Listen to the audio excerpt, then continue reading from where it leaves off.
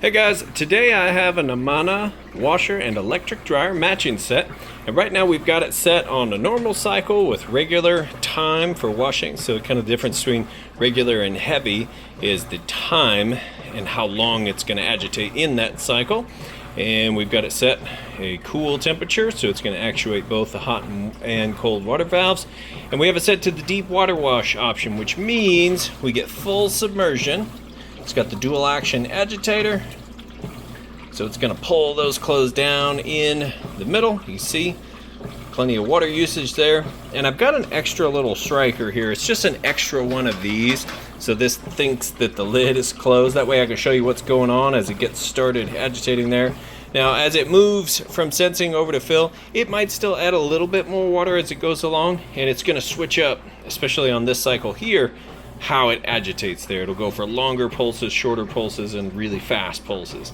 Then you have a casual cycle and a delicate cycle where everything just kind of moves real slow for those delicate items. But I'm going to show you, as if you're standing here yourself checking it out, that everything works perfect on it. So you can see it obviously fills up with water, agitates great. I'll show you that the drain works and that it has a nice, fast, smooth final spin cycle. Once it's all done here, we'll move the clothes over to the dryer and show you that the dryer is working perfectly next. All right, finishing up the wash cycle, draining that water out nice and fast. From here, it's going to spin out the used up water, fill back up with fresh water for the rinse cycle, and then we'll be on to the final spin cycle. All right, final spin now. See it spinning this heavy towel load nice and fast. It's got the drain running. One thing that's nice about it spinning this fast is it's going to cut your drying time down by having the max extraction of water from those clothes possible.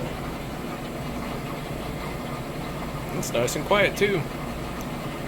So I'll go ahead and let that finish up. It might spin out a couple of times, and then we'll be on to the dryer. All right, now we've got the washer cleaned and cleared out.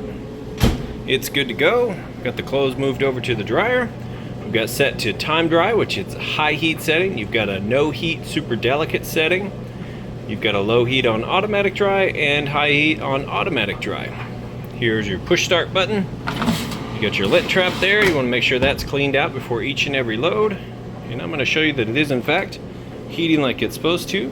It's about 72 degrees on top of the dryer. Go ahead and open that up. See, everything's tumbling like it's supposed to. Now the heat's pumping out of this little spot right here. It's a heating element tube. The air circulates with the clothes, exits right there, which is where the lint trap catches the additional lint, and then the air goes down and out the back of the dryer.